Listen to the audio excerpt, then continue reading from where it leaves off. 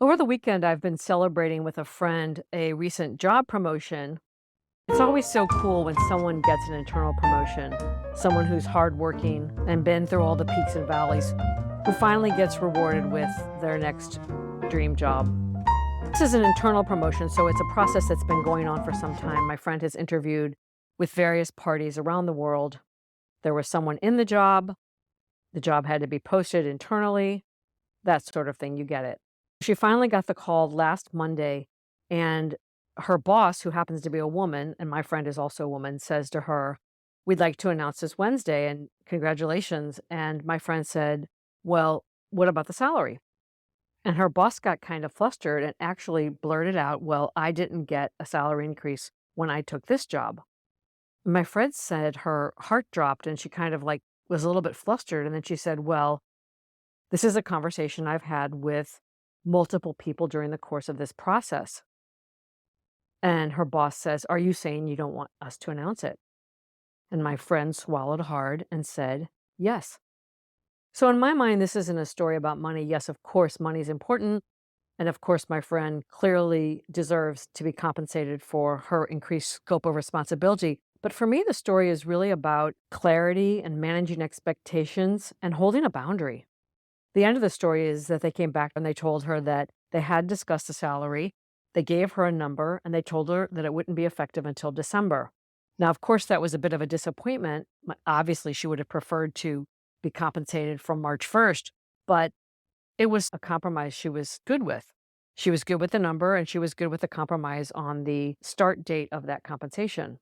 Anyway, I felt really proud of her because she was very clear on what was fair and what she expected. And in holding that boundary, not only did she stand up for herself and hold the company's feet to the fire, she avoided resentment, she avoided feeling like the victim, and she made it very clear what was acceptable and unacceptable behavior to her. I'm sure her boss took note. Well, I shouldn't say I'm sure, but I can't imagine that she didn't realize that she had missed an opportunity herself.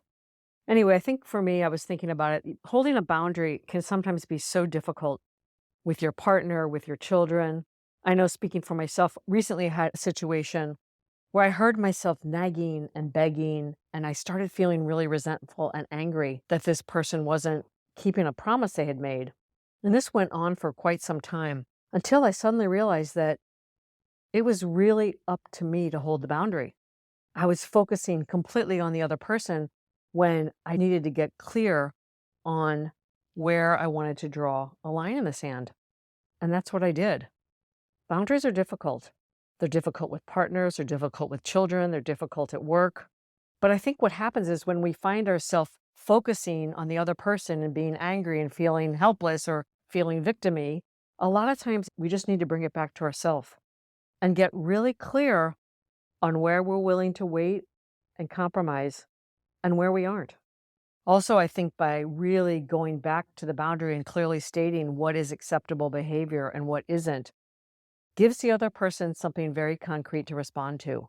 So it's one thing to plant the seed and kind of make promises to each other, and it's quite another to say, "No, this is what I want, and this is what we agreed on, and I need to know where you stand." It's a time saver, it's a resentment saver. It can also make or break a deal.